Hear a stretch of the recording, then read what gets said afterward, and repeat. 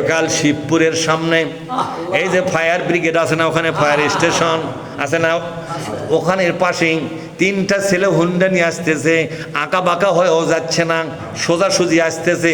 হঠাৎ করে একটা ট্রাকের সঙ্গে ধাক্কা লেগে একটা একটা করে তিনটা যুবক ছেলে জীবন দিয়ে চলে গেল। তার মানে বোঝা গেল কখন হঠাৎ করে আপনার প্রাণ পাখিটা বেরিয়ে যাবে গো বন্ধু, কেউ তো আমরা জানি না। কিন্তু মরণের আগে আপনি কার পক্ষে থাকবেন? আজকে একটা মিডিয়া আমার কাছে সাক্ষাৎকার নিয়েছে, একটা মিডিয়া বাংলাদেশের, এসে বলছে হুজুর বলেন তো দেখি যারা অ্যাক্সিডেন্টে মারা যায় তারা শহীদ কিনা?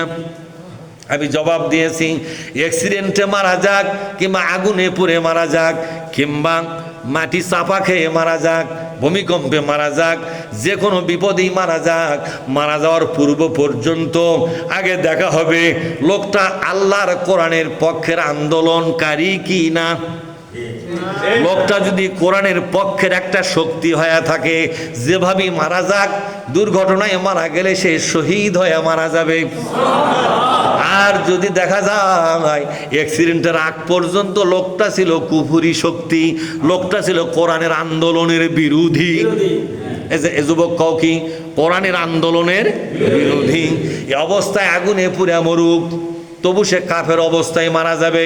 এ অবস্থায় আগুনে পুড়ে মরুক, অ্যাক্সিডেন্ট হয়ে মরুক, মাটি চাপা খায়া মরুক, পানির মধ্যে ডুবে মরুক, তবু সে কাফের অবস্থায় মারা যাবে। আল্লাহ পাক বলছেন ঈমান আর আমল তোমার ঠিক থাকা লাগবে। তুমি যে কোরআনের পক্ষের লোক, মরার আগ পর্যন্ত সেটা নিশ্চয়তা থাকা লাগবে।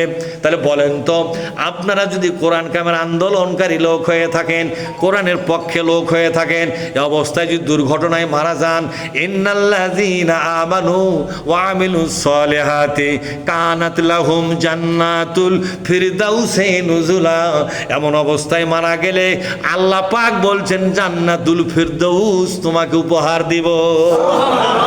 তাহলে আমাদের মরার আগে শর্ত কি বলেন তো? ঈমান এবং আমল আর কোরআনের পক্ষে আমরা আছি, এটা আমাদের প্রমাণ করা লাগবে। কি করা লাগবে জোরে কোন? মহাবিশ্বের মালিক আমাদের তৌফিক দিন, আমিন।